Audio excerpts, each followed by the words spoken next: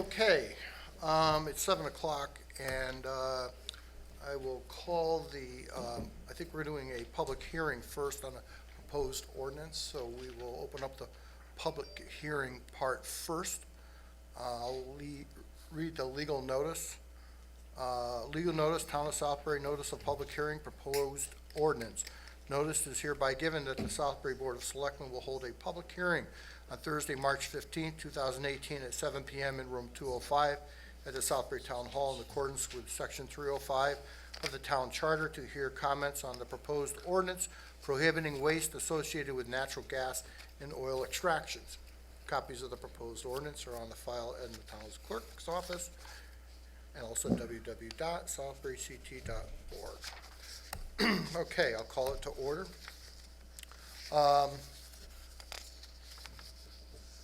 Is there anybody who would like to come forward and speak in favor of this ordinance, or any comments? You're gonna only in favor of? Well, we'll start with in favor of, and then we'll see if there's anybody's against it. So in favor of would be nice first. Anybody like to speak in favor of the ordinance? Okay. I'll speak, sorry. Well, thank you. In favor? In favor, yes. Okay. Shea Brown, 32 Bagley Road. I'm actually more curious if anyone's against it, because I'd rather follow them. But Jen did her great presentation December. I spoke after that. I think it speaks for itself. I'm pretty sure. I haven't read what the attorney passed, but I think it's probably pretty similar, and it's common sense, and I hope it passes. And I thank you for bringing this to fruition, and thank you. Thank you. Thank you. Is there anybody else who'd like to speak in favor? Let's wait. Is there anybody else that would like to speak in favor of the ordinance? Hello. Are you here to speak? No? Are you talking about the fracking ordinance? Yes, are you here to speak? I'm in favor of it. Okay. And I have a letter here from Tom Kreider for the board. Dear Jeff, I've got the flu and am unable to attend the hearing tomorrow, but I wish to submit the following brief statement. Thank you. Thanks to the first selectman, Manville, and all who worked on this ordinance. It is a very comprehensive and just what we need to keep dangerous fracking waste out of Southbury. The main reason for an ordinance have already been presented to the Board of Selectmen, so I don't need to reiterate them. Waste from the hydraulic fracking are so threatening to human health and water supplies that more and more towns in Connecticut are banning them. The number is up to 38. Southbury can and should be the 39th. I respectfully urge the Board of Selectmen to adopt the proposed ordinance. Thank you, Tom Kreider, 100 Russian Village Road. Okay. Is there anybody here who'd like to speak against this ordinance? So, Ed Edelson, 609B Heritage Village. I actually expected to be in favor of this ordinance, but after considering it further, I have a number of concerns that I'd like to express to the board. My first is that unlike prior boards who have sought input from the local business community on how the proposed ordinance might affect them, I've seen no evidence of efforts to talk to local companies, how this might affect them. And as I say, it goes back decades that I've seen prior boards seek the input of local companies to see how it might affect them. Maybe some are here tonight. I'm tending to think maybe not at this point, but I think that's important so that we see how it might affect them. My second concern is this is the type of ordinance, a total prohibition, is what environmental economists refer to as a first-generation regulation. It was typical of the regulations that were promulgated in the 1970s.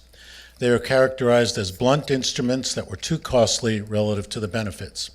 Unfortunately, such regulations gave a bad reputation to the whole environmental movement among political conservatives in the 1970s and 1980s. Modern regulations that rely on developments in environmental science over the past few decades are risk-based and focus on the pathways by which harmful pollution reach humans or other animals.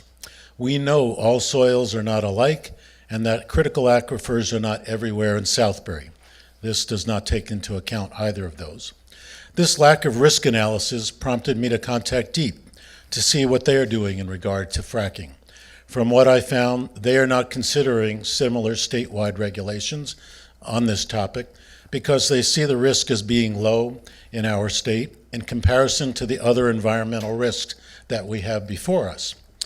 I would contend the same is true here in Southbury, where we have yet to address the high likelihood, based on extensive monitoring in Woodbury, that known human-made carcinogens are already present in the aquifer and most likely continuing to accumulate to higher levels.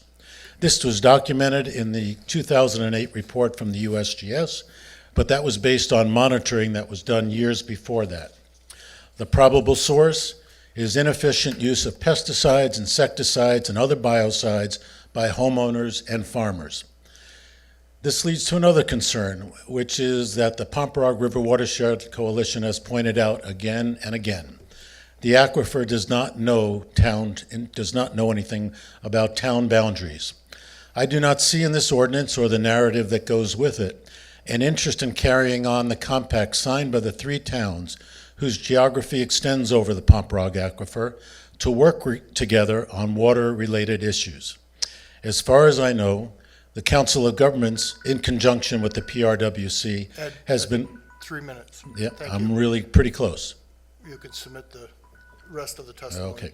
So Thank you. from that point of view, I don't think this ordinance is really ready for prime time. Okay. All right. Is there any other people who wish to speak against the ordinance? Any other people speak against the ordinance? One more time, anybody else would like to speak against the ordinance? Okay, the ordinance public hearings part is done. The draft is in front of us, and I'll entertain a motion to close the public hearing. So moved. Second? I'll second. Made and second. Any discussion about closing? All in favor? Aye. Opposed? And it carries. And that closes our public hearing side. So I will now move on to calling the Thursday, March 15th, 2018 for Board of Selectmen's meeting to order at 7:07. And we'll start with the Pledge of Allegiance. I pledge allegiance to the flag of the United States of America and to the republic for which it stands, one nation, under God, indivisible, with liberty and justice for all.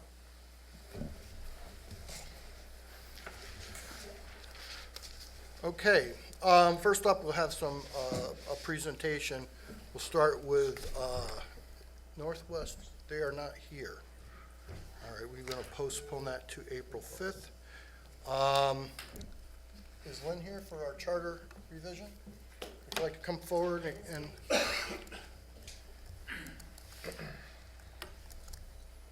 Hi, Lynn.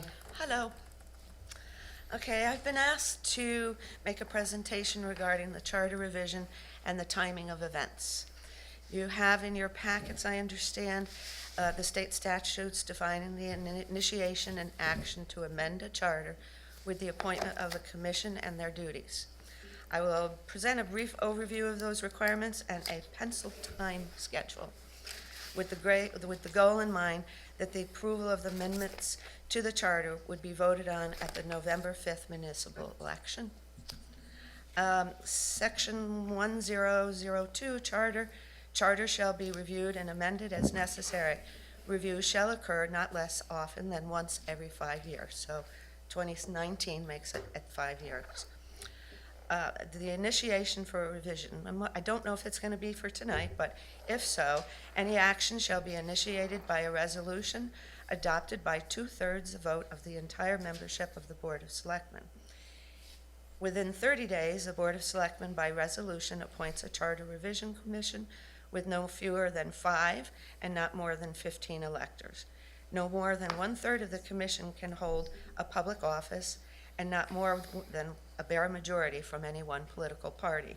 That means if you have 9 members, only 6 from one party. And that would be prior to April 13th, 2018, if the resolution is tonight. Board of Selectmen may make recommendations to the commission, and the Board of Selectmen shall specify by resolution when the commission shall submit its draft report, which shall not be later than 16 months from the date of its appointment, which I figure is June 2019. The commission shall hold at least 2 public hearings. This is the Charter Commission. One prior to beginning any significant work on amending the charter, and one after the draft report to the Board of Selectmen has been completed but not submitted. And I'm assuming that first public hearing would be May, June of 2018. Then we jump to 2019. The commission will submit the draft report to the town clerk, who will forward it to the Board of Selectmen. That would be June 2019. Public hearing, June 20th, 2019. Board of Selectmen shall hold at least 1 public hearing on the draft report and shall hold its last hearing not later than 45 days after the submission of the draft report to the town clerk, which the last public hearing would be July 18th. If there's no recommendation for changes in the draft report, the commission, within 15 days, the report shall be final and the Board of Selectmen shall act. And that would be July 4th, which of course would be a special meeting. And when I looked at these dates, I tried to make them on Thursdays, 1st and 3rd. If Board of Selectmen makes recommendations for changes to the draft report, the commission will confer with the Board of Selectmen concerning any recommendations and may amend any of the provisions.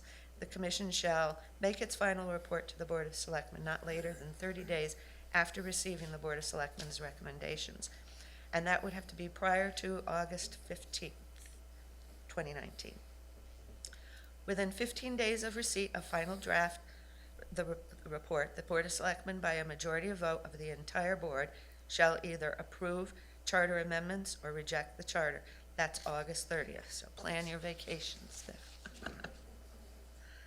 Board of Selectmen, by a majority vote of the entire membership, shall determine if charter amendments shall be submitted to the electors for approval or rejection at a regular election or a special election, warned and held for that purpose, not later than 15 months after the approval. And that election is November 5th, 2019, for the municipal election. Usually the charter revision questions are on an election cycle. The charter amendment shall be prepared for the ballot by the Board of Selectmen and selected in the form of 1 or several questions. If approved by the majority of electors at a regular election or 15% at a special election, charter amendments will become effective 30 days after. In September 21st, the town clerk would have to submit the ballot with the questions to the Secretary of State. So that would be the final way to get it on to the election in November. Any questions of Lynn? I had Lynn come, we know it's coming. We'll need to do this, and I just wanted to get it before the board, so we get it onto our agenda, and we know, and we'll work backwards. I wanted Lynn here to make any, What's the latest your office needs the questions for these, to get approved by the Secretary of State to get on the I ballot? have to notify the Secretary of State Right. that there's going to be questions, and it was what, September 16th, I think I said? September 16th, okay. Yeah, For 2019. yes. sounds like a lot of time, but, Time Right, goes Jason? Time goes by fast. I can't believe this is 5 years. yeah.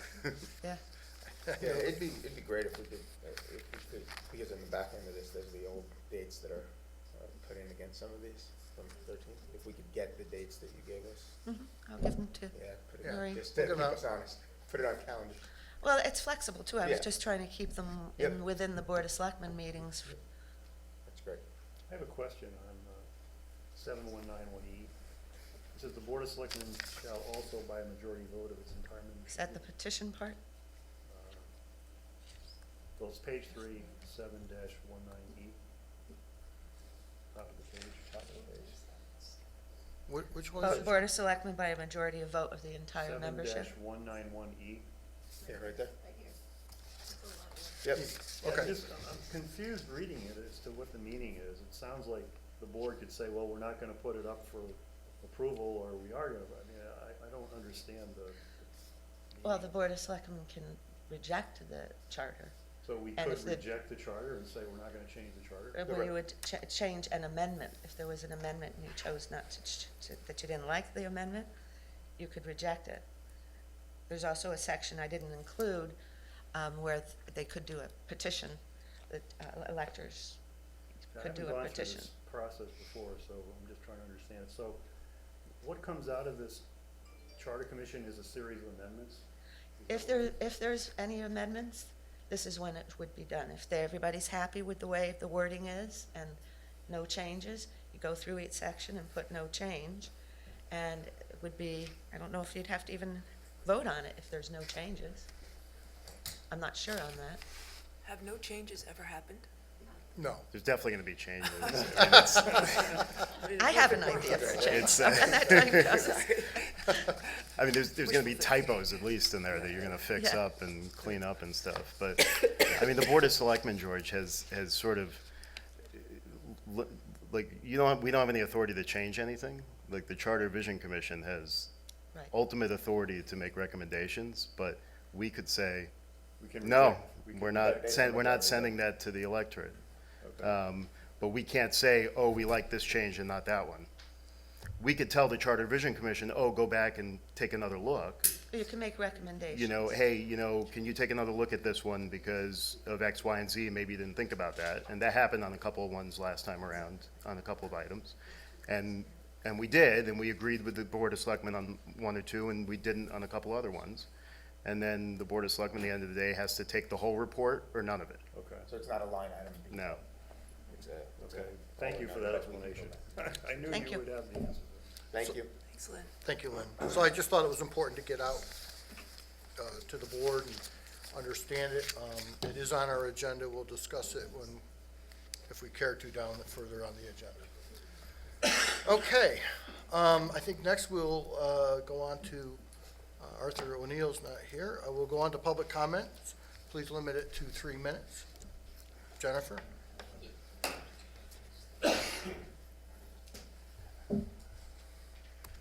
Hi there, Jennifer Buchanan at 284 Laurelwood Lane. Used to be Jennifer Buchanan O'Neill, finally went back to my maiden name. Some of you may know I've had some chronic and serious health conditions for the last couple of years, and I wanted to let you know that I'm moving to Edenton, North Carolina. Before I leave, I wanted to share with the town and the Board of Selectmen the two things that I'm going to be taking with me, and hoping that perhaps it's of some value to somebody. First, I learned to value history from the town of Southbury. Second, I learned to value public service. And I would say 80% of the people in this room are already engaged in public service, which is wonderful. But first, as far as our history, I learned that it's not obvious. You have to hunt it down. We have beautiful landmarks. I challenge people to go find Southbury Stonehenge, which is located in the corporate park, or whatever we're calling it these days, off Lakeside. Beautiful stone formations, the Russian district. Of course, we all know what happened when we kept the Nazis out, but we need to keep that history fresh. As far as public service, there's a strong need for residents to pay it back. I'm so glad that the Volunteer Appreciation Committee exists now. I learned that it's not always easy. I wouldn't give up my own experience for anything. I was always grateful for my supporters and friends that were there, but I'm very glad that I participated in this and many other organizations. I would implore everyone here who is not yet engaged in public service to pay it forward and to do the same. Find something you enjoy and dig in. Finally, I want to thank our first selectman, Jeff Manville, this Board of Selectmen, and the town staff for the pervasive spirit of helpfulness, collaboration, and kindness. I'm so pleased to see and experience this atmosphere everywhere. With that in mind, I'd like to present an 1868 map of Southbury that I located. It's 150 years old.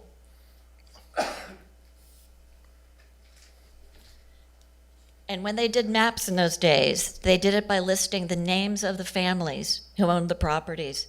And it is astounding to see the number of families who lived here 150 years ago who are still here today, still giving back. And yes, Manville is one of them. So, and with that, I'd like to present this to the town of Southbury, if I may. Show it to us. That's very nice. Turn it around, turn it around. I wanna see it. Yeah. Oh, take a close look. Very cool. Yeah, that's interesting. Thank you very much. You're welcome. That's very nice. Okay. All right, do we have any other public comment? Yes, sir. Well, since Ms. Buchanan brought it up, let me just remind you that the exhibit at the U.S. Holocaust Memorial Museum that will feature Southbury as part of the story on the American experience with the Holocaust will open on Monday, April 23rd, so just about a month away. And this coming week, I think a week from today, it'll start again. Charter Community Television on their cable access station, I think that's 192, will be showing both Home of the Brave and then Honoring the Brave, the companion, about an hour show. I believe it's twice a day, 2 o'clock and 7 o'clock. So getting the word out. Thank you. Okay, any other public comment? I have a question. What happens next? It's public comment. It's just a question. Name and where you live. My name is Norma Carey, and I'm at West Purchase Road. Stay a little closer to the mic. Okay. I'm really not used to this. We do it a little bit differently in Bethlehem. My question is, now that you closed the public comment for the fracking ordinance, what's the process now? We vote on it. It's on the agenda for later for a vote, Oh, so you vote on it tonight? Yep. Oh, okay. unless we choose not to. Okay. It's on the Potentially. agenda. Oh, okay, so Potentially. just the selectmen will vote on it? Yep. It won't go for, okay. All right. A little different than Bethlehem. Thank you. Very good. Any other public comment? Any other public comment? Is there any other public comment? Seeing none, we will close that portion of the agenda. Announcements and correspondence in your packet. I don't think there's any other questions about that. I was just concerned about Nancy Clark, oh, sorry. Go ahead. Yep. Nancy Clark's letter. It was a little alarming that we're not notifying the residents like Middlebury's getting notified. So hopefully I think we would there's, pursue that. there is a phone that was sent to us, but there is a phone going out that they are working. To do something We for our weren't- residents. Yeah, but we weren't included in the letter. Yeah, I wonder It- why. It focused on Oxford And Middlebury. Middlebury and was addressed to, and it addresses that, Right. that both those first selectmen were spoken to, but doesn't address us. Right. You But weren't included. they are calling, they're supposed to be calling the people down there. In Southbury, Yes, okay. supposed to be. I think it's worth getting that in writing from, similar to that letter that does exist, so it's on the record, so we have a letter in writing from Atlantic, so. Okay. Thank you. Okay. Reports from, all the reports, any questions on that? Okay, consent agenda. I'll entertain a motion on a consent agenda. So moved. Got made and seconded. Any discussion? All in favor? Aye. Aye. Opposed? And it carries. Our minutes of March 1st, 2018. Do we have a motion? I'll move to approve as written. Second. Okay, any discussion on the minutes? All in favor? Aye. Aye. Anybody opposed? And it carries. Standing because I was at my son's hockey game Okay. for 13 minutes of the game. Are they still in? No, they lost in the second. Sorry to hear. Bids and procurements. We have this,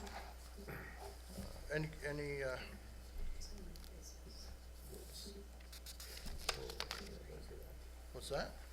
It's in new business. We have bids and procurements here.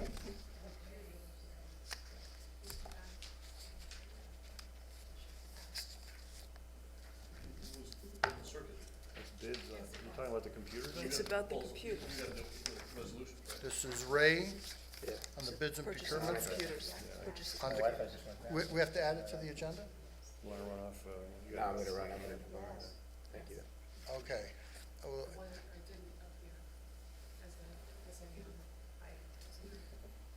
we need to add that item to the agenda for the procurement of the computers that Ray wants to buy. I move Make that a we. motion to add the 17-18 PC refresh project bid to the agenda.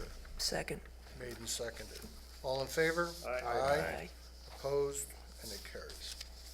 So, you want to do that on the new business?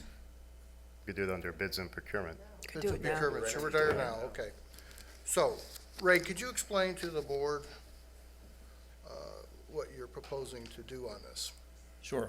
Just note that all the materials that Ray's talking about are all posted on the town's website, under the Board of Selectmen meeting agenda. It's in our packet. We're all looking at it right now on our computers. Okay.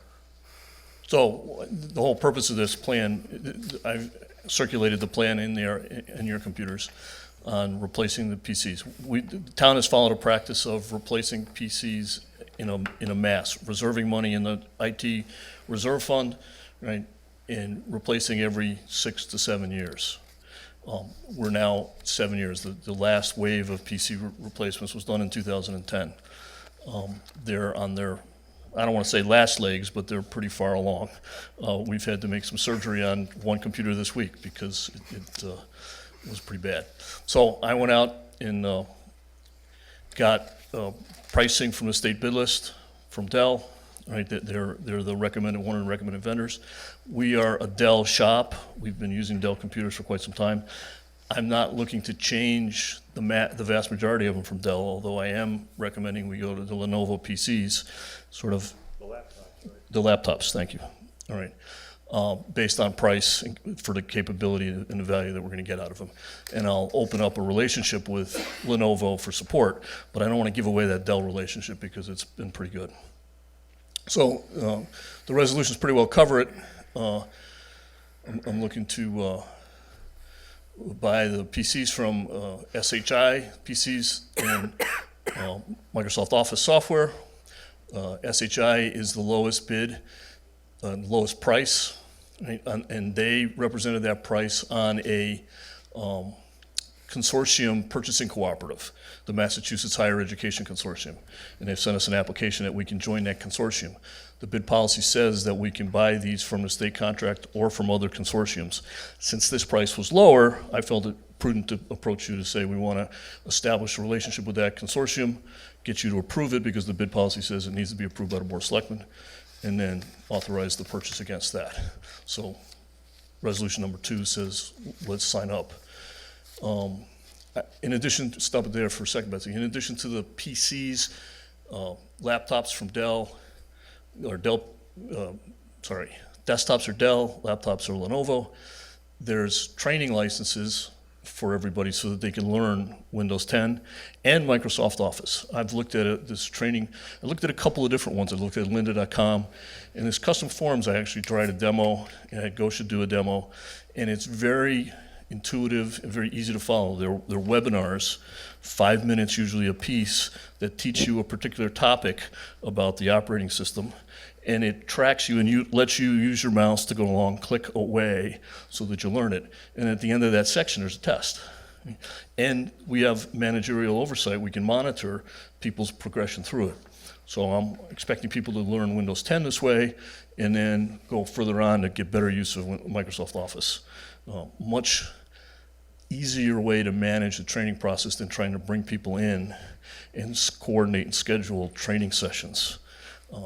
So I really believe that's the best way to go. And then we'll use Accucom, who's our server and first-line support vendor, use them to set up the PC configuration, create a master that we can copy to all the PCs. So approve the purchase, approve our participation in this consortium, and thirdly, it's time to get rid of stuff. I have a closet full of old computers downstairs that we've taken all the hard drives out. About half of them we've already taken them over to Tom Cromwell, and he's got a nice diamond saw that he cuts the hard drives in half. I have sent, as the plan talks about, I've sent out the list of what we have to a couple of different recycling vendors to say, is there value here? They both came back and said, no. I've sent it back to Dell, and I'm waiting for their answer. So I'm asking you to say, if Dell comes through and will give us some money, I'd recommend we dispose of it through Dell. If not, transfer station. The charter says the Board of Selectmen have to approve the disposal of these kinds of things. I went through this with Ray in some detail. I think he's got a good plan here, very reasonable pricing. Actually surprisingly low pricing on some things, beating the state of Connecticut contract price, which is surprising. But it's a very reasonable plan. I recommend that it be adopted based on all that I've seen. Questions? Any other questions, Ray, about what is planned? We have to join the consortium, and it gets permission to do that, and, So we you can go can't buy these PCs at this price unless we join the consortium? Correct. That's what I figured, yeah. Ray, is there a cost to join? No. It's free. Doesn't seem like. So it's, It's just you got to sign up and get on your mailing So- list. And So you looked at the state bid? I looked you at the state bid the- list? I looked at the state website, right? And it has a contract there for buying computers, right? And Dell computers, and Dell, and it lists out a state contract. The numbers on the list here. 13 PSXO 280-MNM, blah, blah, blah, blah. That's on the state website. I talked to the state procurement person. She said, that's the one you use. You contact any of the vendors that are on that list. Dell's one of them. Contact Dell. The bid policy says the department head has the ability and should look at other sources. This other company, SHI, I said, do you have a Connecticut state contract? They said, no, we have this Massachusetts state contract. The bid policy says if we join that consortium, we can use that. So it gets us another almost 9% discount And the desktop going that is way. $60 a unit. Is it because Massachusetts is so much bigger than Connecticut? No, I don't think so. There's, Connecticut, the Connecticut contract is really stolen from another state, right? The states do this. They don't necessarily go out to bid themselves. They use other cooperative to do that. A lot of things used to be called WISCA. It's now a different contract number, name to it. We're also members of the New Jersey, when we buy stuff in the past from CDW, right? They had some consortium contracts that we signed up for so we could get their best discount. How many laptops? 5, sorry. And do they also get desktops? No, those So people will just in just be, lieu of. they'll get docking stations and the monitors, right? So what I'm doing with the monitors, I'm not getting rid of all the old monitors, because most of them are still working. I'm gonna get rid of some just for space purposes, but I'm gonna keep a fleet of them for people who might want 2 monitors, right? The people, first of all, the laptop people, John has a laptop, he's got 2 monitors with it, right? I expect that every laptop person will have a monitor as well, one of the older monitors. And potentially anybody else who comes to me and says, I find it productive to use 2 monitors. I've tried to push 2 monitors on people, and not everybody feels it'll be productive, but that's the plan for the monitors. So the bid policy currently allows an exemption for items purchased from the Connecticut competitive bid list. And then you're asking us to approve tonight items purchased from cooperatives or regional purchasing agencies. Betsy, can which you would be the bring Massachusetts that Higher Educational bid Consortium policy, marked up bid policy, or highlighted? under section 19. Right. Okay, so policy says purchases exempt by the following categories. Scroll down, items purchased from the Connecticut official competitive bid list, items purchased from competitive bid list compiled by purchasing cooperatives or regional purchasing agencies. I believe that the Massachusetts plan is a regional cooperative. The next page says any other competitive bid list approved by the Board of Selectmen. All right, and then I should also consider these other things, other cooperative contracts. So I believe I'm following the policy.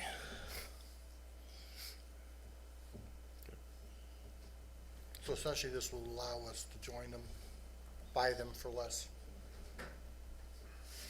And follow our own rules. Correct.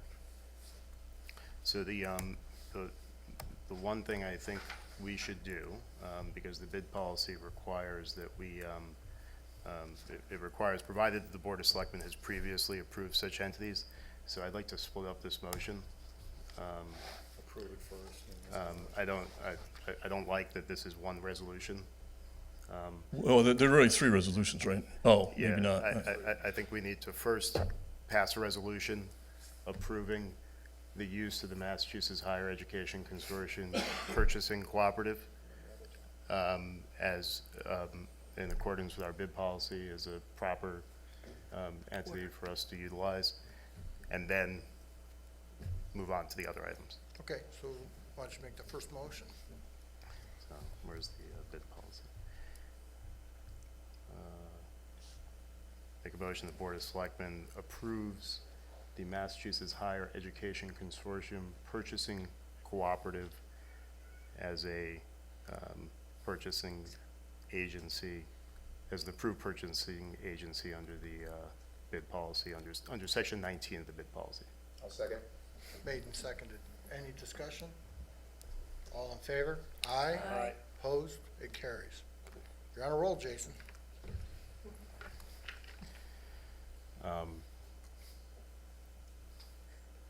Then I would move the rest of this resolution on the screen, but mark out the middle section. I don't think we need to read the whole thing.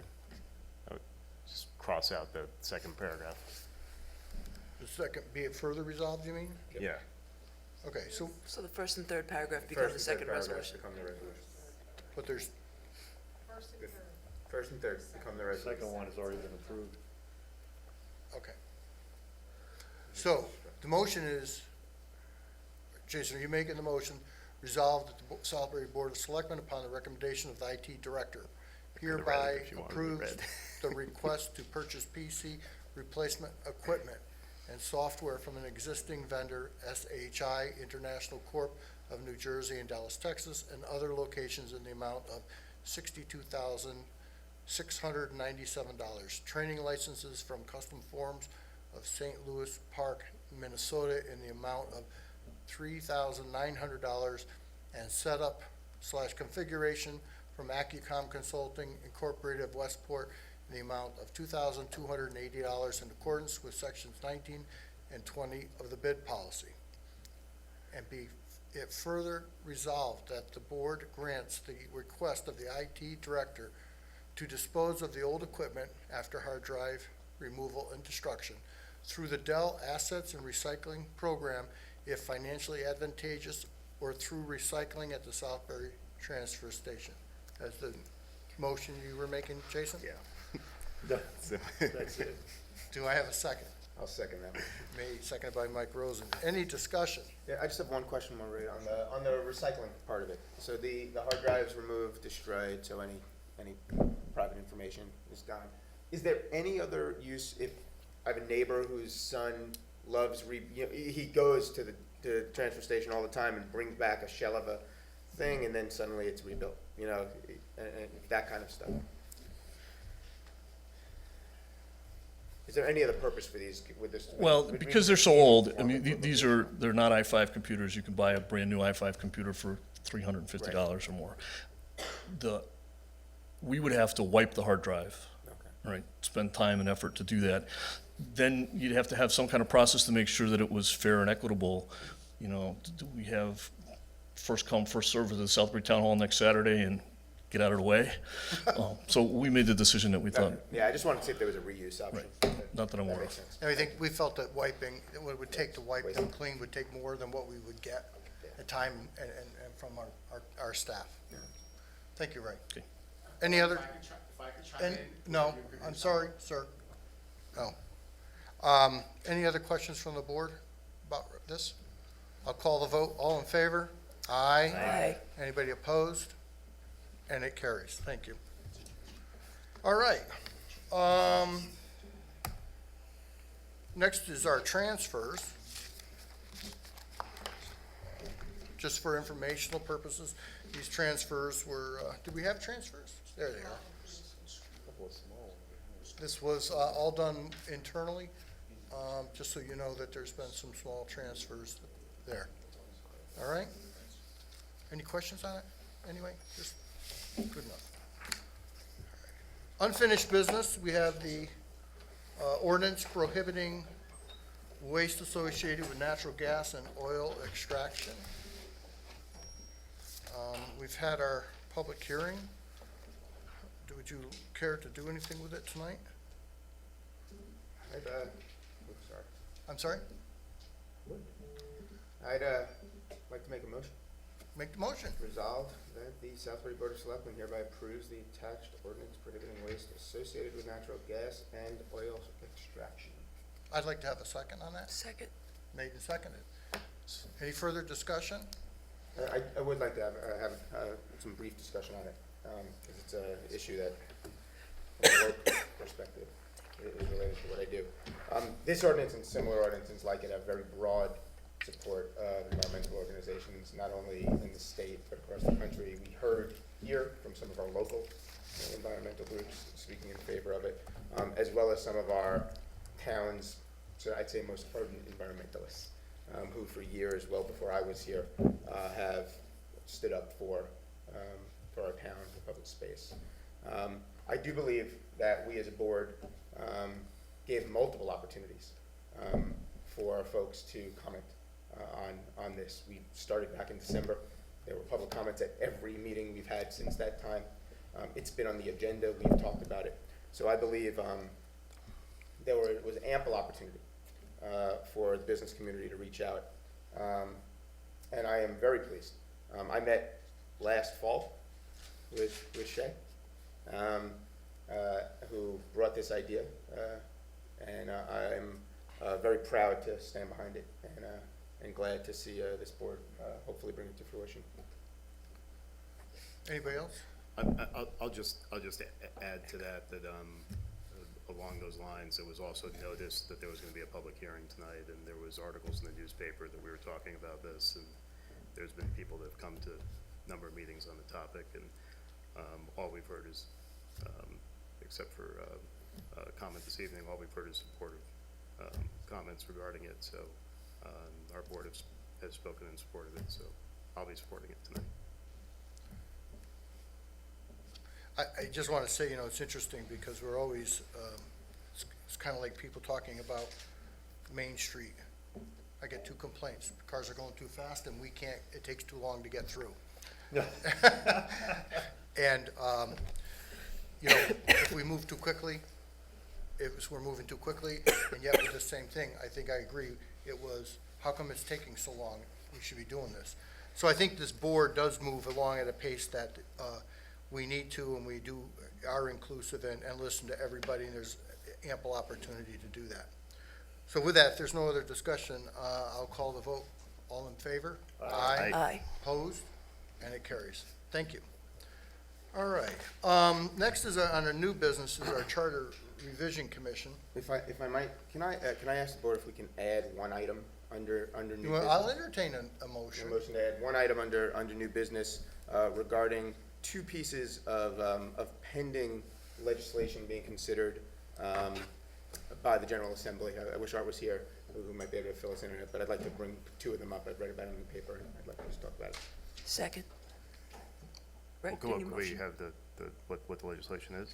One is regarding banning of bump stocks, and the second is regarding the banning of ghost guns.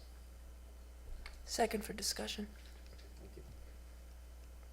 Okay, made and seconded to add 2 pieces of legislation banning bump stock and what else?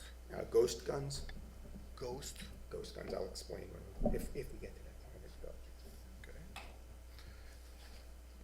Okay, any discussion on this? About adding it?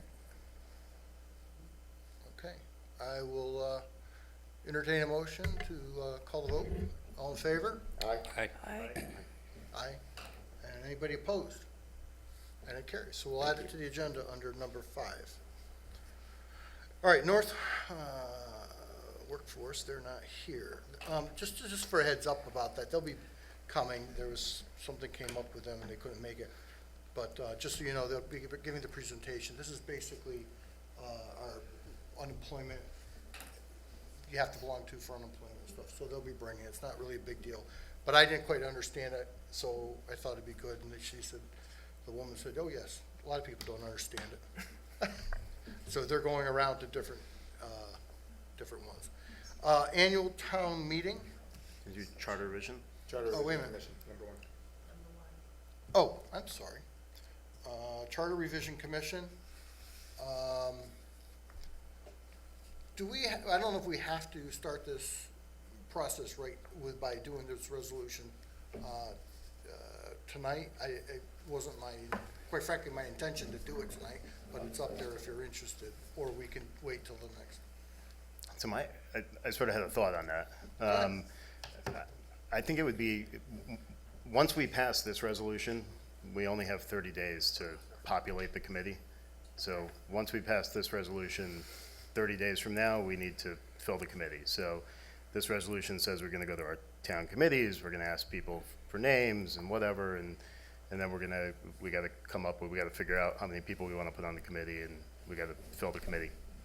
I think before we pass this resolution and start that clock ticking, we might want to first informally reach out to our town committees and let them know, hey, we're about to start the charter vision process, start thinking of names.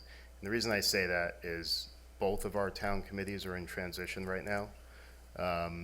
And if we start this now, there's not gonna be much time for either of them to have, they'll both have just like one meeting before our next board meeting, and we're just not gonna have much time to really like have time to come up with names.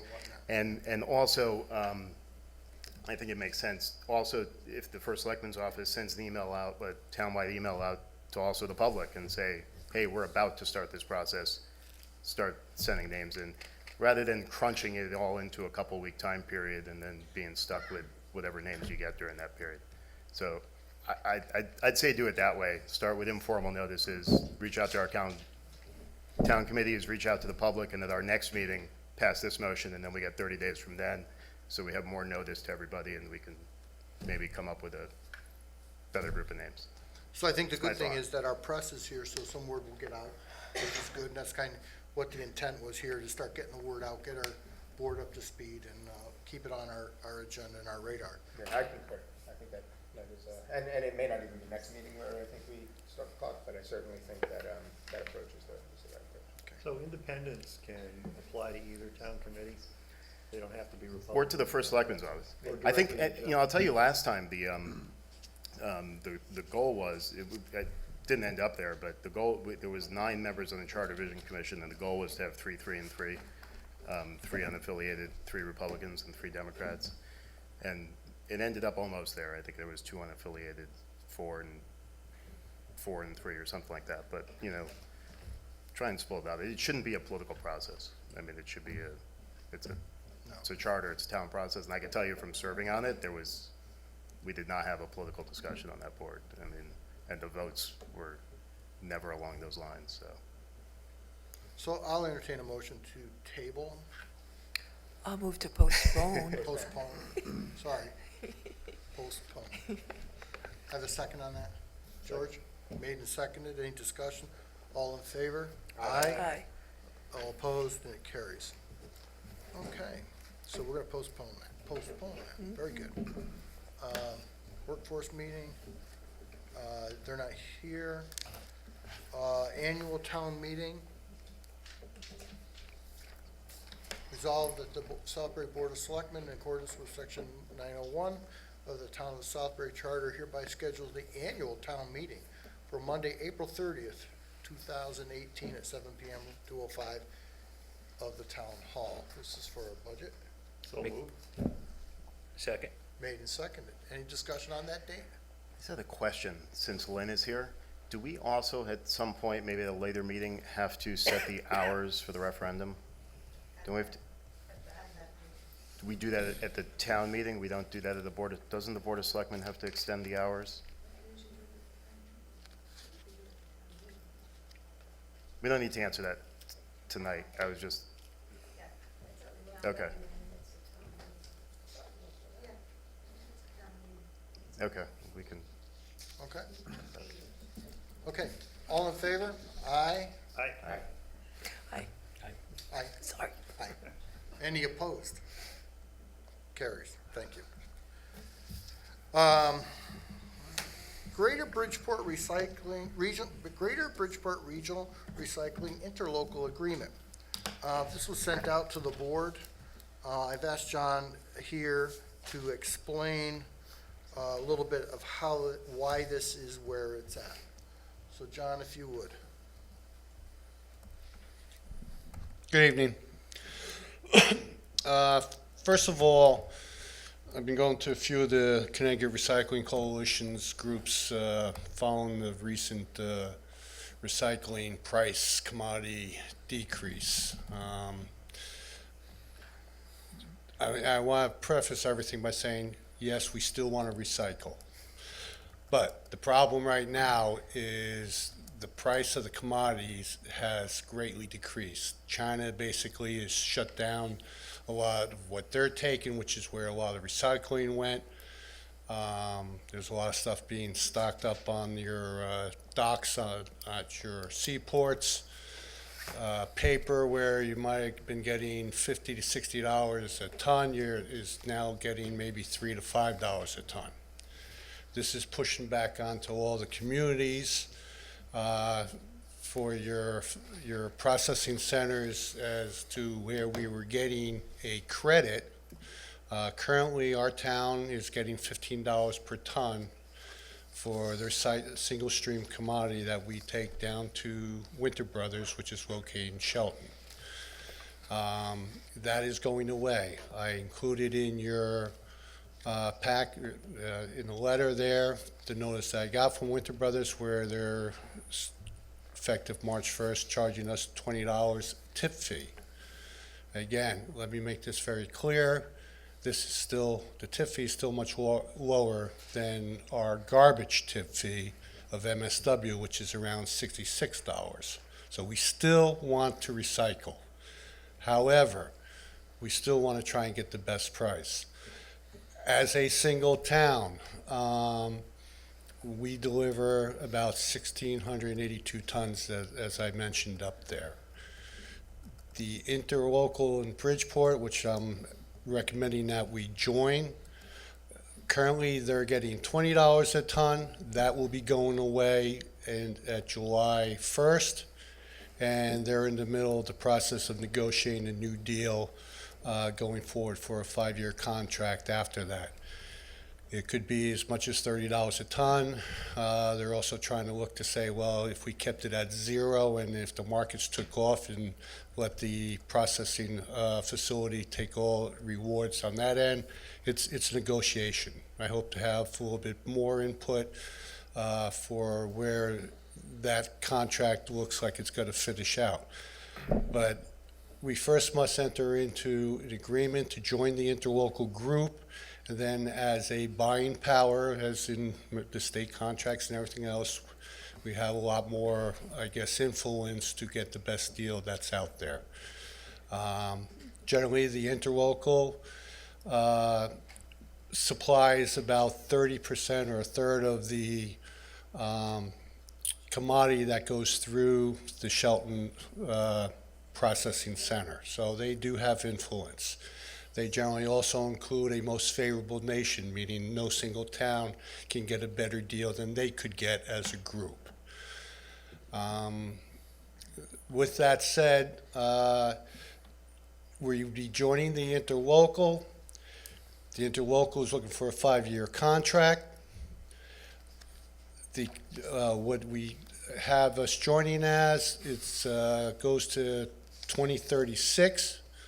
However, we could request to opt out at any contract renewal, meaning that after a 5-year period and they go out for a new contract or continue it, we could then request to say we want to drop out. So it's not that you're there forever, but for the most part, I think it would still be beneficial. Likewise, if we join right now, when they finalize the contract that they're working at, if we don't like it, then we don't stay with them. But again, I don't see anything else much better out there. I've dealt with, I've contacted and talked with the Bristol Recycling Coalition representative. they're experiencing the same thing, a $25 to $30 a ton tip fee, which they're expecting to be starting this next coming year. They're currently only making $9 a ton on their item. This was sent to our in-house town council. He had a few concerns. One of the biggest concerns, and this is just basically to let you know, unfortunately, it's, like I said, we just found this out here at the very end of February that, you know, they're actually causing us to start paying this. This $20 fee can go up whatever more than what the interlocal group will be after July 1st. If you can go to, that's the contract as a whole. If you can go to the spreadsheet of the voting, our attorney had some concerns of that the way the voting operates, some of your larger towns would have more say, could gang up together with 2 or 3 towns and kind of do whatever they want, and all the little towns would be at their mercy. At the time that I sent this to him, I did not, or that he viewed the contract, he did not have this information, which I was able to finally get a hold and put together and compile tonight. This kind of gives a list of the towns that are involved. Trumbull just joined. They weren't in it. I put us in the mix with it. The way the voting goes, it's a combination very much like how our national legislation goes. You have, where we have a Senate and then a House, you have, part of your vote is based on being one of 12 towns. So that's your first column, that gives you 8.3%. So every town gets 8.3 votes. The third column there is your, under section 9A2, that's based on the tonnage that you deliver. The formula I put in there so you can kind of get an idea of that, the T being your tonnage for your particular town. In our case, it would be the 1,682. And you divide that by the total tonnage of the whole group, which is the 30,996. You multiply that times 100, and you come up with the 5.4. Both of those columns add up to 100, and we're trying to get 100 of the votes. So you add those two columns together, divide by 2, and that's the amount of votes that you would have. And that kind of represents what each town would have. Those numbers, the tonnages of each of those towns, is from calendar year 2017. They may vary a little bit because the actual contract talks about a fiscal year, but I want you to at least have a good idea of where everything fits out. So you would need for at least probably 4 towns or so, 5 towns for at most to get a majority of a vote to control it. And that's almost 4 or 5 out of total of your 12 towns. This group has been working together for a while. I have not seen or experienced on either side representing Bridgeport or representing this town or with these other towns of anybody trying to strong arm saying we're going to turn around and at the cost of a smaller town reap our rewards. They work together well, and they're all in it for their own municipalities to save, like every one of us, to save our costs and get the best deal for everybody. I think that kind of explains a little bit more that Jeff Tinley, our in-house counsel, had questions regarding. The other concern that he had was that the contract talks about fees, aggregated charging fees, a tonnage, and that it was kind of loose on what exactly it was for. This contract here was mirrored off of what that group is doing with solid waste. And what they did on the solid waste side, in order to have some money so that they, in case they had any legal fees, to whether it was to review contract or something like that. They charged an extra, on the solid waste side, it was like an extra 25 cents a ton, then it dropped down to 10 cents a ton, and I don't even know if they're still even continuing that. But the idea was to have some money available in case you needed an attorney to review any of the paperwork, or you need an outside consultant to argue a case for you. So it's not just haphazardous, let's go have a party. This recycling contract is a scaled down version of what the interlocal 20 years ago used to have, which was probably about 3 or 4 times the length of this thing, and gave them a lot more powers of hiring people and buildings and renting buildings and staff. So this is kind of keeps it down to where we deal,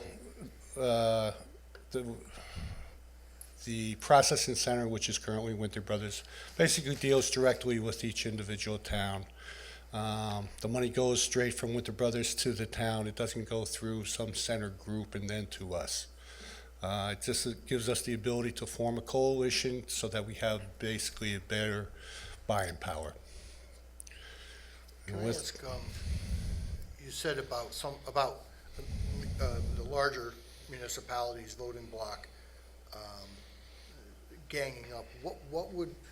What could happen to gang up on us, or smaller towns, I would say?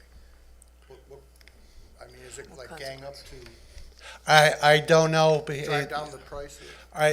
to whether something that was on a, to say, okay, if you deliver more than these tons, you get a more favorable price versus if you only deliver these tons.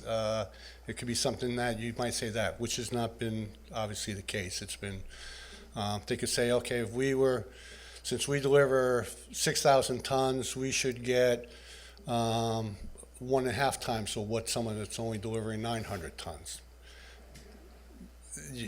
Foreseeably, you could think you might be able to say something like that if one town had the full power or something, or 2 towns had the full power to do that. That's not the case, obviously, here. It's based on the commitments of the towns, based on the contract that they have with the processing center. The bottom line, this whole thing is the recycling market's tanked. They expect to come back. How soon, I'm not sure. This seems to be our best bet still to go with this group. We are currently delivering our material to the same vendor as where these people deliver it to. What are they paying? I mean, they're asking us for 20, what are these folks paying in the bid service? The other group right now is getting, right now they're still in the contract to the end of July, or to the end of June 30th, and they're collecting $20 a ton. A little bit of background on the history on it. Initially, the recycling was through Covanta, where we would send our stuff to Winter Brothers. Winter Brothers would send the payment to Covanta. Covanta would send it and pay us the amount. Covanta, at the end of their initial contract, did not want to extend the recycling portion of that contract. I was fine with that because we were only getting $12 a time, and I was able to deal directly with Winter Brothers, and they was able to get it up to $15 a ton. I was hoping for the 20. I only could get to the 15. So figuring that when I joined the other group, I would get the full 20. What are the towns surrounding us doing? They also must be in the same predicament. They are your Houstonic Valley region, which is the Valley things. I think they just signed the contract that either it goes through them for about $36 a ton, 30 to 36. Your Bristol area, that group, they're doing the $25 to $30 a ton. So there's going to be a tip fee for recycling. This group, the Bridgeport regions, they're still trying to negotiate it. There's a lot of different strategies. There's one to say to again enter into a contract where the tip fee gets adjusted based on your market rate that's published. either monthly or quarterly, and have that go up or down with maybe a not to exceed $30 or $25. There's other thoughts that maybe you say, okay, if you're willing, if the processing center is willing to take the loss now, so that we can keep our budgets flat, just give us a zero tip fee, and if the price of the paper goes flying high and you're able to make hundreds of dollars, got down, a year or two down the road for the next 3 years, God bless you. That's the risk you took. It's still a work of negotiations right now. Other than our votes, what else, what other say do we have? Do you have some kind of seat at the table? Being a Yes. public work director? Yeah, well, How does it work? technically, the seat at the table would be the first selectman, Jeff, or his designee.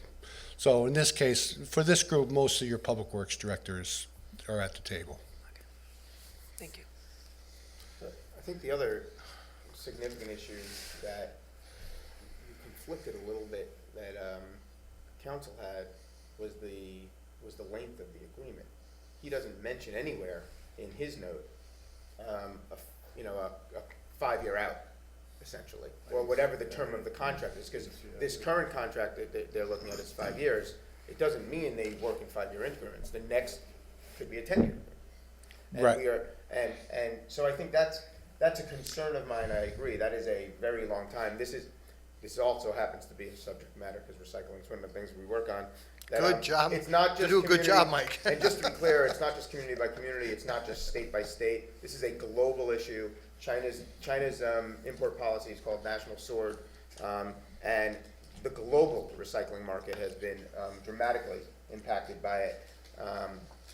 At a time when recycling was at its best point, the quality of materials and creating new products has been getting better and better every day, and that's why we recycle, so we can create new products from those recycled materials, be it a bottle or something else. So I do have concerns. This is cyclical. I have concerns, if our council has concerns, that we're locked into a contract through 2036, which potentially seems very onerous. And then when you add to that the potential of us with the weighted average, well, I agree the intent right now is probably good. If the markets get worse, the big guys are going to care about themselves because they have a responsibility to their taxpayers. So I do have some concerns about that. That said, there aren't many good options here, I'll say. Note, though, if we do not recycle, and that, I will say, for me, is not an option for this community. It would be disastrous environmentally. It would also be an economic disaster for us. Remember the tip fees we're paying for our garbage. Right. It then becomes garbage, and we're paying 66. 66. So that's a lot more than 20. So let's remember that as well. The best case scenario, the worst case scenario to me would be we end up having to find the $20 per ton in the short term as the markets improve, and they will improve. But realize that ending recycling overall in this town should not be an option because it's both an economic disaster and an environmental disaster. Yeah, no, I know, nobody- and I'm not suggesting that, but I'm making it clear now where I would stand on that. That's what John was saying. Yeah, We're not, and I agree, John did make that point quite clear. so is there, I just want to, withdraw, let's see, addition, municipal customer community. So I did, There is a section, if you want to go to page 7, the amendment withdrawal.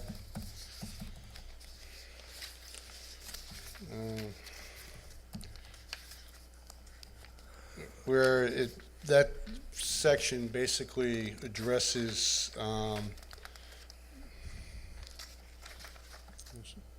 page 7, keep going. Not a problem. All right, you just go up a little bit more. All right, so you see in the middle there, member may withdraw from the committee as a right at the end of the current contract, current term, not including any unexercised options of this agreement, provided such municipality gives notice 6 months. And then it says, in addition, member may request permission of the committee to withdraw at any time, but any such withdrawal must be subject to approval of the weighted vote, obviously. subject of terms, section approval requests shall not be unreasonably denied. And it's basically set up so that you're in the middle of contract. So if you do a 5-year contract, they come together, the group goes to renegotiate another contract. You don't like the contract, then you say, okay, I did my 5 years, I don't like where this is going, I want to get out. Yes, it takes the majority of the vote to say, we'll let you out. It also says it will not be unreasonably denied. How long has this group been? I was down in Bridgeport for 22 years, and they were down there, that long. This is part of SWEROC, which is actually, so it's 25 years that the SWEROC has been together. It's been a 20-year contract. As I said, the old contract that they held the interlocal together was about 3 times as long as this thing, and it included a lot more powers of the group. I'm not sure, it might have included getting Mirror involved, which back then was CRRA involved in the whole thing too. So this is very refined down to just the bare essentials between the towns and the interlocal and what would be the vendor. So with Bridgeport, you were in this group. Yes. Yeah. John, what towns have withdrawn from it in your 22 years of experience? And for what Surprisingly, Trumbull, when they went to, Trumbull withdrew because they had a better per ton rate that they were able to get with a different vendor, and they just joined back up again. Their RTM or Selectmen, whatever their legislative body, just approved it in the beginning of March here to jump back in because they were no longer getting anything, and they saw the writing on the wall that they were going to be paying money also. Thanks. It's looking like almost every town's going to be paying a good chunk. It's just how much you're going to pay. This isn't in the budget, is it? No, currently, no, and that's why I was saying, if you looked at the letter, the notice that was sent to me, it was February 23rd, and I met you guys February 22nd. So it's like, yeah, but yeah, it's something that we can address accordingly. Heads up to the Board of Finance? Yeah, I've already let Bill know about it. They're getting $20 and we're only getting 15. Why weren't we in this sooner? Did we just not? Well, I was holding off because I didn't want to have, all those other towns are in the process of also approving this new contract. And I didn't want to bring a contract to you that had all this other minutia into the works that I wouldn't really want to sign myself, of the powers of the old contract. So they're getting 20, we're getting 15. We know we have to pay this $20 tip fee. We don't know yet Where they're going, right? what their tip fee is gonna be. And we also don't know yet what they're gonna be getting on the other end. Like they're renegotiating. They're getting $20 until June 30th. Right now, based on that notice, I'm paying $20. And come June 30th, it'll be more than what they're paying. Do we have a contract with Winter Brothers? Like I have a term, or letter, like you what's can, the- if you want to throw that up there, when basically, since we were dealing with Winter Brothers ahead of time, through Covanta, basically, Winter Brothers was the sub for Covanta back in November 2016.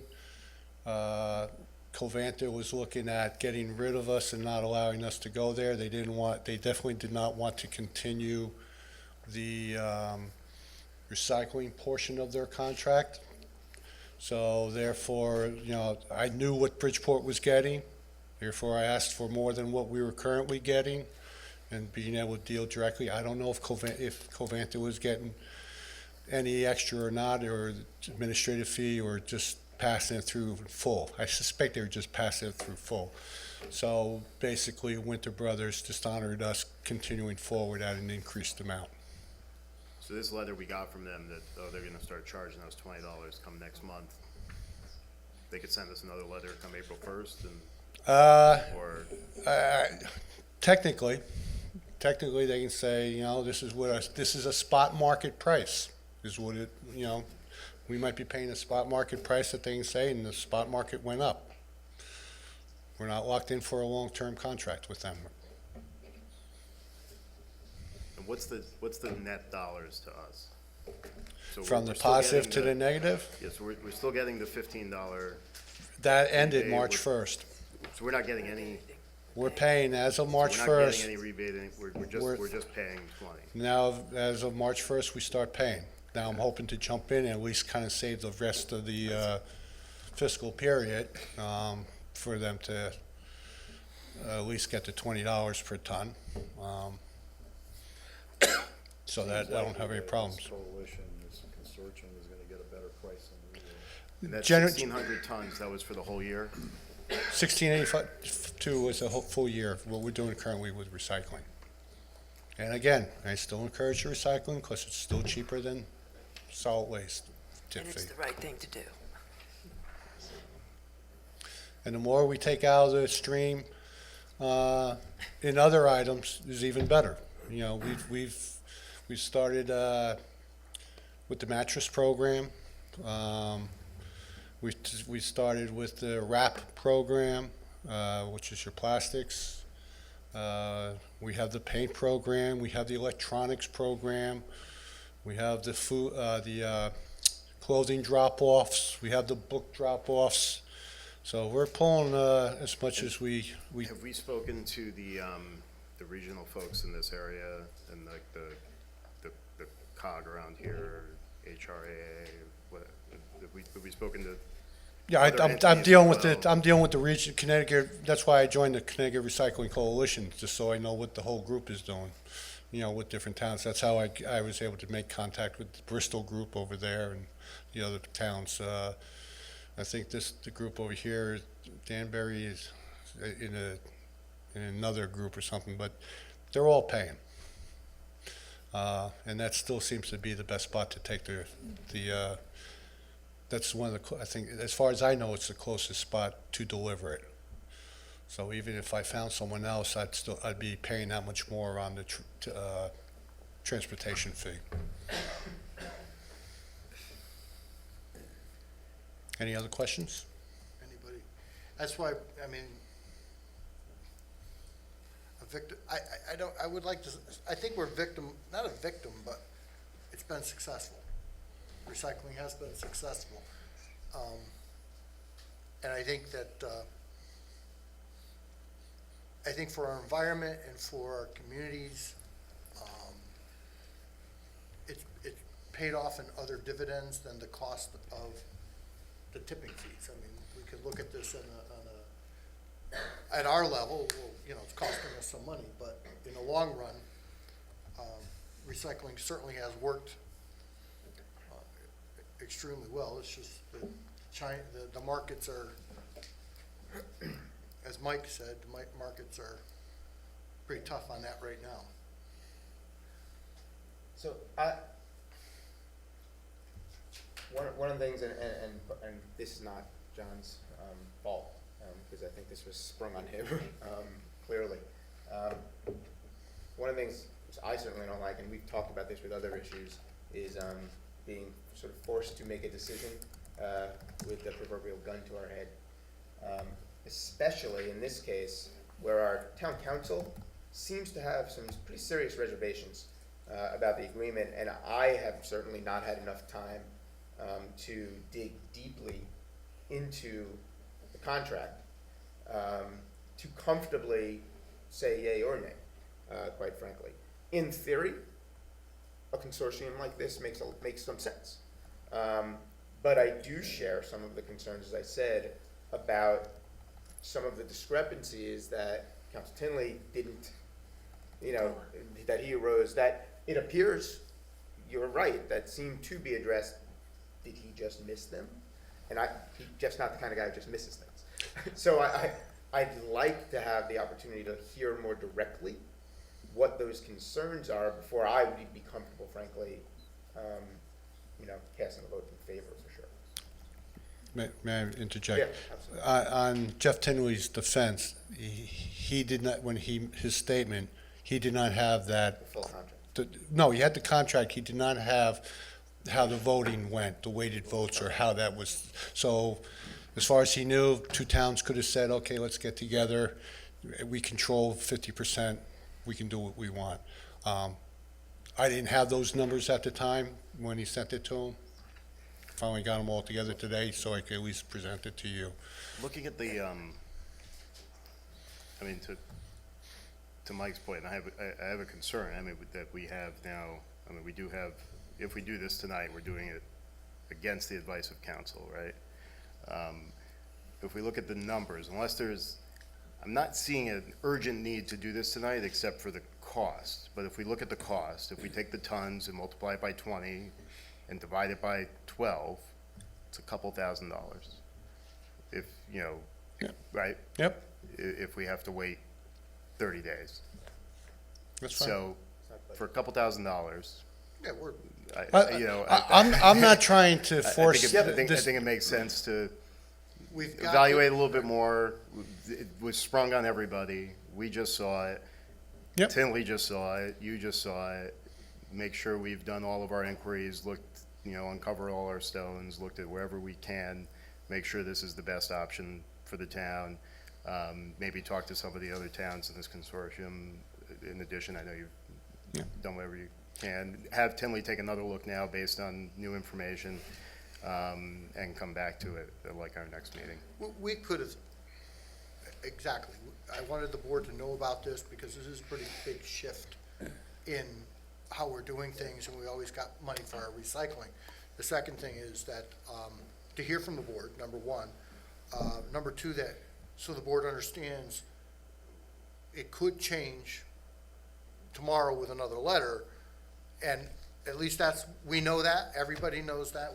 So if it does change, there's no criticism about why weren't we told it could change. Well, this is where we're at and what we're doing, and I agree with you. So we can do that. We have Jeff Tinley's opinion, and we can get some more information, sit down with them and go from there. But just be aware of what this is, because as you know, the commodities market changes, it can change quickly.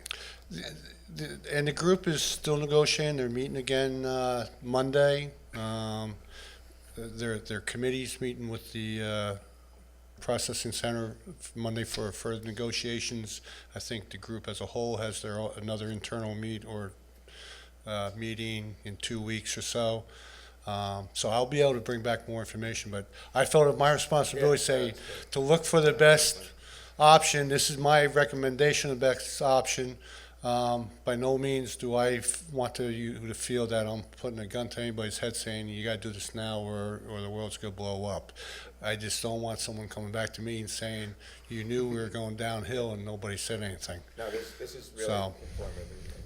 I'm thank fine you. with it. I don't take offense to anything. Thanks, John. Also, Thank you, John. Yep, thank you. We'll probably see you tomorrow. Okay, we're on number 5, new Thank you. business. Thank you. So, about a month ago, just a couple days after the tragedy in Parkland, down in Florida, we held a moment of silence. We shared our thoughts and prayers, as Jeff said, we feel like we've done too many times, just in the time we've been sitting at these tables. And I made a statement after that, that I was committed to trying to bring about some form of action, something. Doing nothing to me, both personally, sitting in this seat as a steward of our community, isn't acceptable. And I've been working over the last month to try to find certain things that I felt like we could do together, that aren't partisan, that have broadly, not universally, but broadly gained bipartisan support at the state level, at the local level, at the national level. So I've done some homework, and there are two pieces of legislation that are currently being considered by the Connecticut General Assembly. They are raised House Bill 5542 and 5540. And I'll try to be quick, but I want to go through them. What were the numbers? It's 5542, and I have homework for you guys. I'm not going to be asking us to take any action tonight. Just as we did, I would not hold unfortunate for literal gun in this case to anyone's head. So let me read you quickly. I've drafted a proposed resolution I'm not bringing to the table tonight, but that outlines what I'm asking us to do. Last year, when Region 15 was threatened, when what we felt was the security of our students was threatened by legislation being considered at the State House, we as a group took action, and we issued a resolution to issue a public statement, and we came out unified against that. A similar act I'm asking us to consider doing, and I will bring this probably to us for a formal vote at the next meeting. But I'll read it. HB 5542 is titled "An Act Concerning Bump Stocks and Other Means of Enhancing the Rate of Fire of a Firearm." The stated purpose of the bill is to, quote, ban the sale or transfer, possession, manufacturing, or use of bump stocks or other accessories to increase the rate of fire of a firearm. Many people had no idea what a bump stock was before the shooting in Las Vegas happened. Then it became a pretty well-known phrase. It has been pretty widely accepted from both parties that there can be action taken on bump stocks. Certain cities have already taken action on bump stocks with with bipartisan support. At a meeting of our legislators about a month ago, Representative O'Neill, Labriola, and Senator Berthel spoke and met the public. I was there, and Senator Berthel and Rep. Labriola both publicly stated that they favored a ban on bump stocks, and we're looking forward to it being brought to the floor in this current session. Representative O'Neill wanted more information, and fair enough, before he would make state a public position on it. So now it has been raised, and it was actually just today. It was referred to HB 5542 was referred to the Joint Committee on the Judiciary today. So it's moving through the process. What I've drafted and I will hand out for you is both a copy of the current draft of the resolution of the act, so you guys can learn it, form some opinion on it, bring it back, and a potential draft resolution with a statement from this board expressing our support for this and urging our representatives and the representatives of our constituents to support such legislation. So I'll hand this out once we're done, and I have copies for the press. The second bill that's being considered is HB 5540, titled "An Act Concerning Ghost Guns and the Permit Application Process." The stated purpose of HB 5540 is, quote, to ban guns without serial numbers and regulate those which are sold in a form requiring the purchaser to finish assembly or that are homemade, and to permit local authorities to interview immediate family members as part of a determination of an applicant's suitability. Ghost guns have not received as much attention as bump stocks, but while I have not read, and this is public media reports, I haven't seen quite as wide and broad bipartisan support as I have for bump stocks. There also does appear to be bipartisan support for similar legislation, both here and around the country. Ghost guns are mail order guns that essentially allow you to build a gun at home on your own.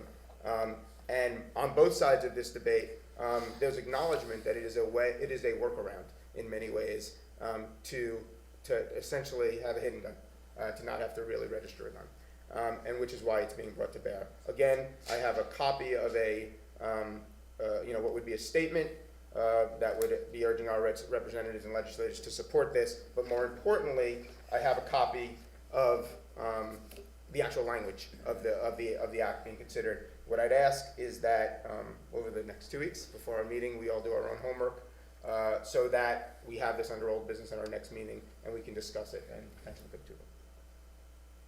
And that's all I have. Anybody else? And I'll hand out.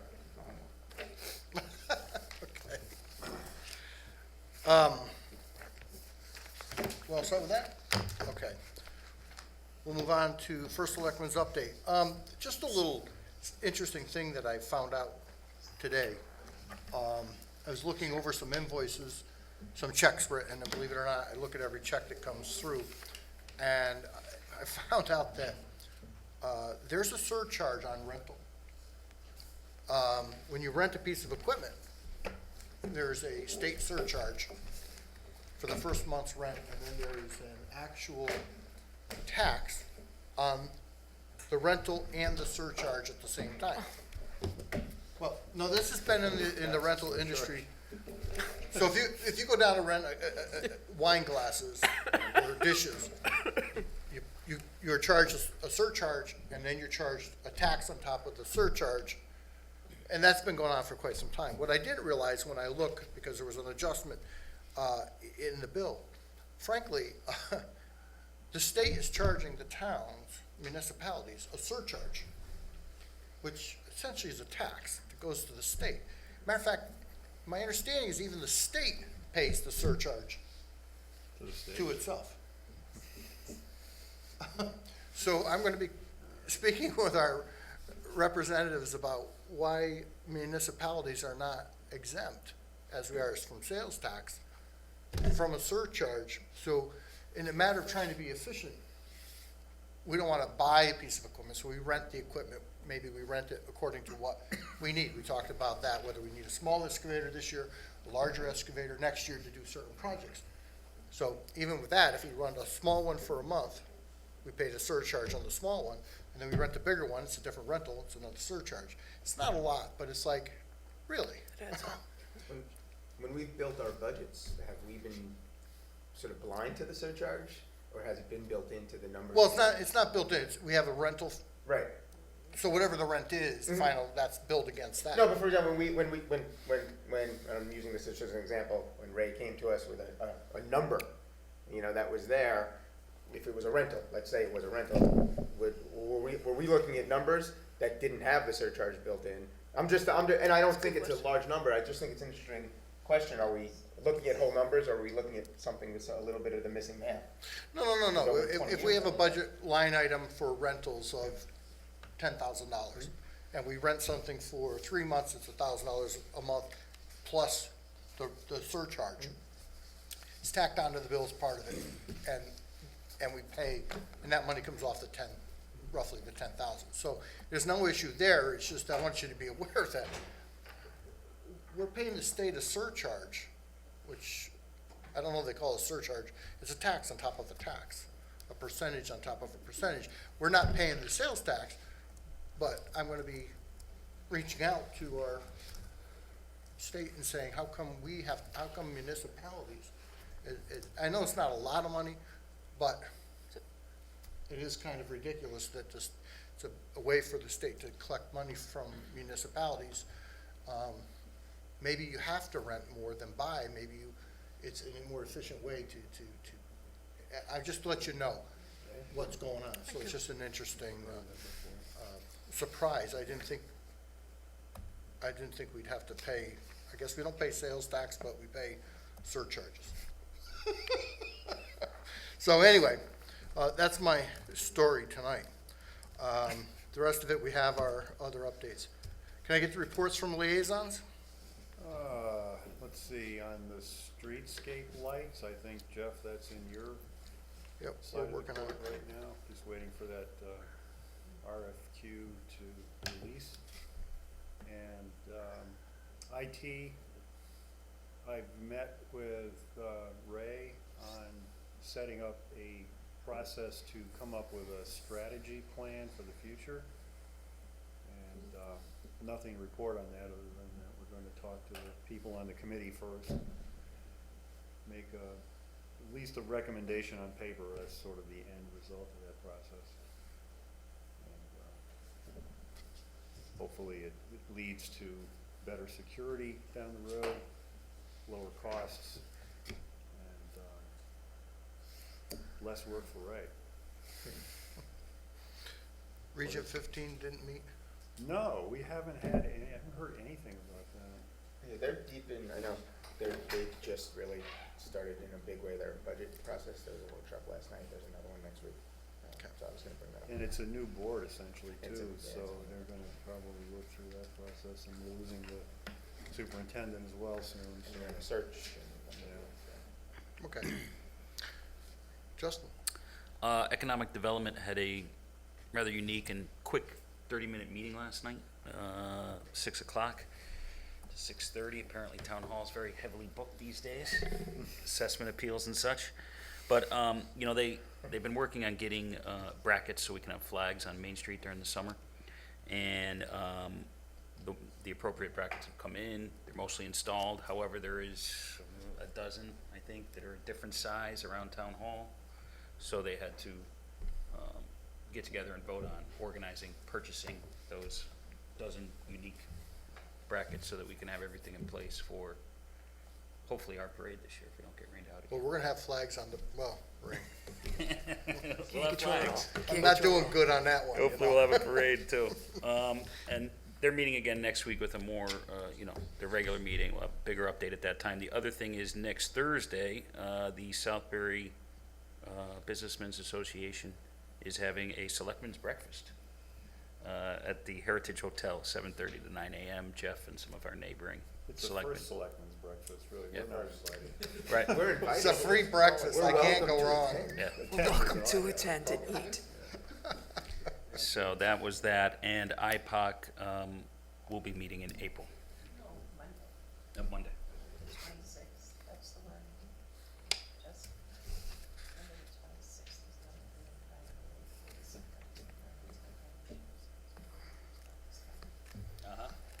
Okay.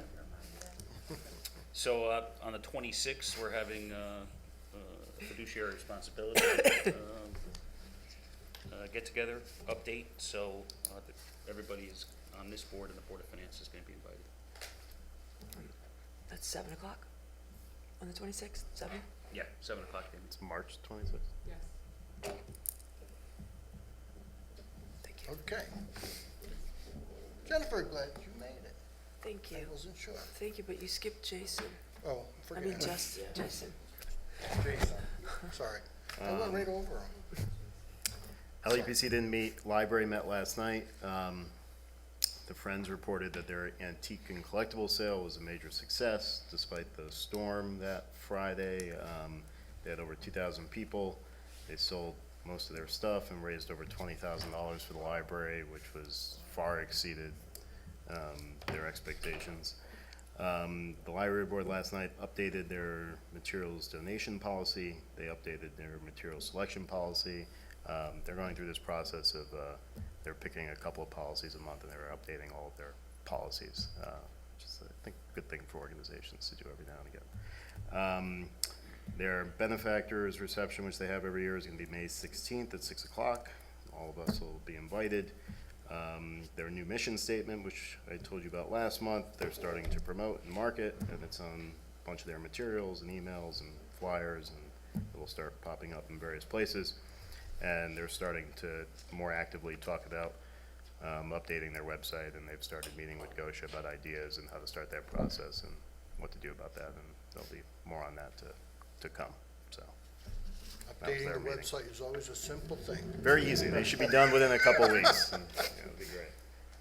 Okay, Senior Commission and Planning Commission will meet before our next meeting, so I have no reports. Strategic Planning Task Force, we did meet.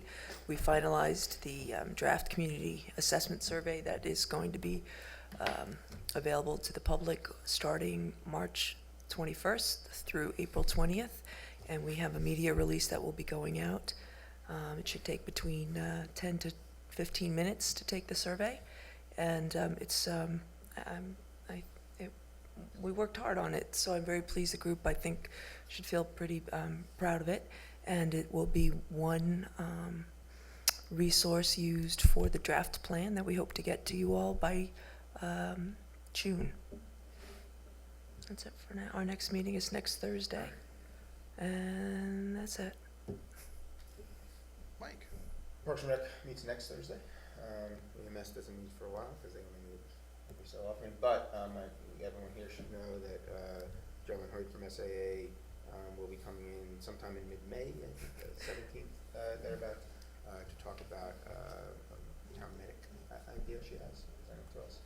And Region 15, we sort of jumped ahead into George's, but the primary thing Region 15 is in now is budget workshop season. The proposed budget from the superintendent is a 2.78% increase.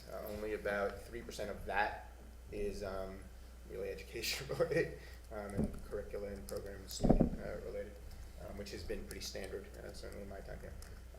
So there was budget workshops, and I encourage everybody to visit the Region 15 website, region15.org, for updates on when those are. They're taking place at various schools, to make it as easy as possible for people to participate and be part of the process. And the search committee is, I think, beginning to gain some momentum for a new superintendent as well. What's the update on the snow days? So if there is, so we have exhausted, we've exhausted our maximum snow days that were built into the schedule. If there is another snow day, and this was communicated to the entire Region 15 community, it will be taken off of spring break. Won't be there. Thank you. And there were also, just You're so everyone welcome. knows, there was yesterday, at PHS certainly, where my kids were, there was the administration worked very closely with a group of students, and there was, they did participate in the national walkout. And by all accounts, I believe it went pretty well. There were speakers on both sides of the issue, very respectful, from what my kids told me about it. So I think a good day for our students. We should be proud of them for participating in democracy.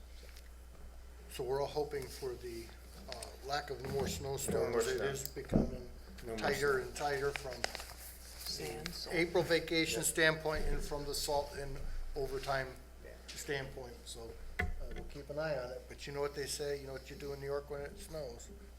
Nothing you can do, so we'll just deal with it. We're at what, 24 events? 25? Yes, quite a few, 25? quite a few.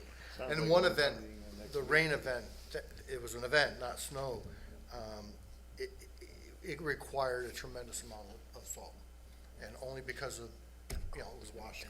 So we're working on, we're aware of it. It is what it is, and we'll deal with it when it comes. Everybody's looking for warmer weather. Any other business that might come before the board tonight? Move that we adjourn? Second? Made and second. Any discussion about adjournment? All in favor, aye. Aye. Opposed, it carries.